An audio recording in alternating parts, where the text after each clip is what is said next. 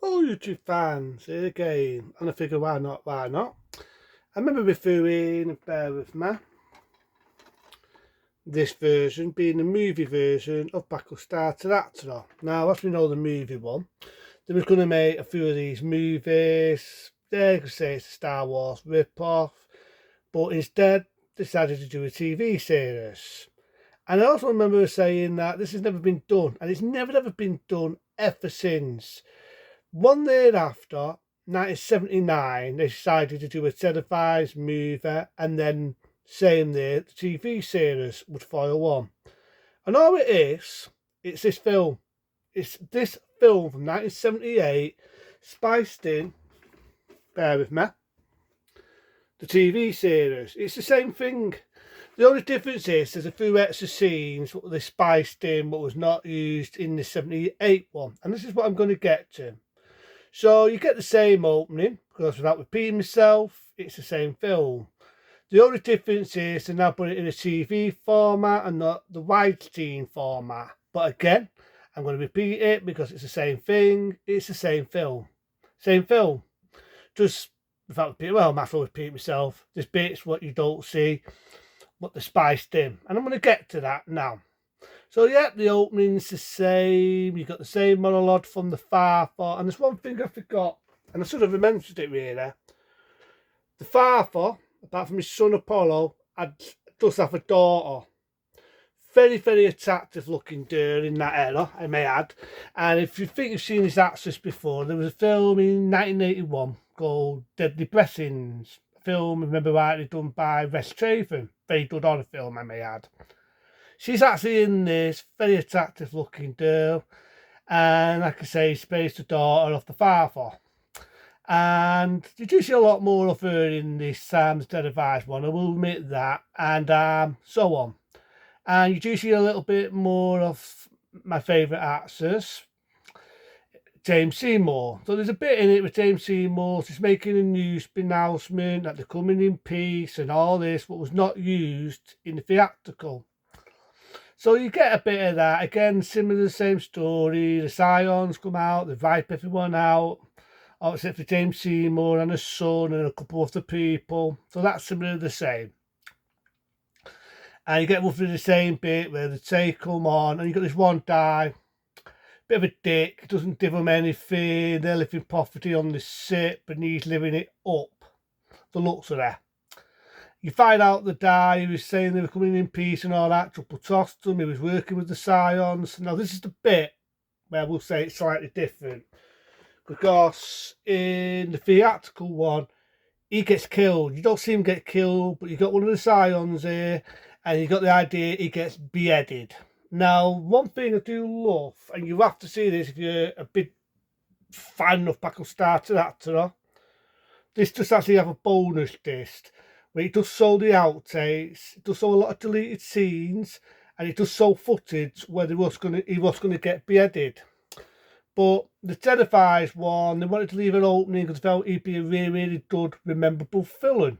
And it's funny in one way. It's funny because this actor, who's sadly no longer with us, also played a villain in one of the episodes of Star Trek. He also played in the TV series where he played one of the Klingons. In the days when they could speak English. And in this one, he doesn't get beheaded. He's about to get beheaded, and the main boss, the one who actually you could say is like a Darth Vader wannabe. I'm coughing. He stops it at the nick of time, says, no, we'll let him live at the moment, and so on. But we might need you, so they actually don't carry on the murder, unlike the theatrical one where he got killed. So that's one little bit different. Now there's a bit in it, again, the bits from the theatrical and so on, but there's one bit in it where you do see the daughter again, like I said, one of the fathers, she's about to strip naked. But for us, the male audience, get excited, don't forget it's made for TV, so it kind of teases you there. But I love the bit where she's talking to our mate, being remember his name. I can forget his fucking name. It'll come to me.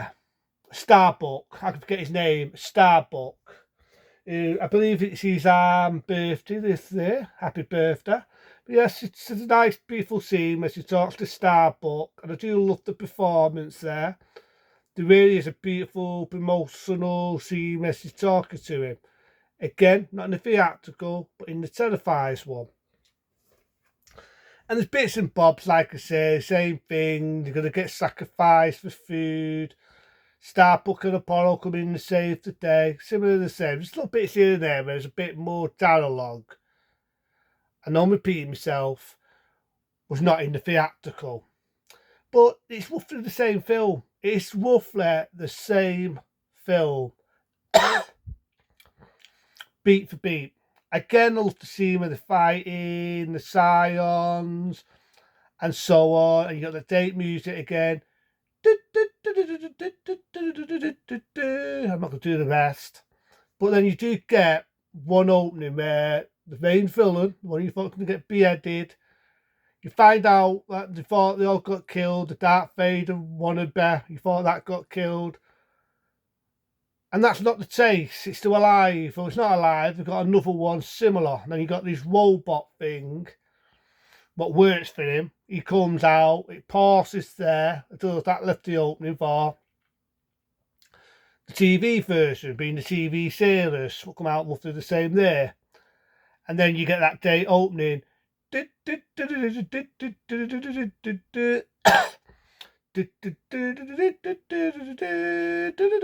going to do the rest, I'll kill it. But you get that day ending, you know what I mean? And it does then the following in there. That's when they did the TV series of Battlestar Galactica.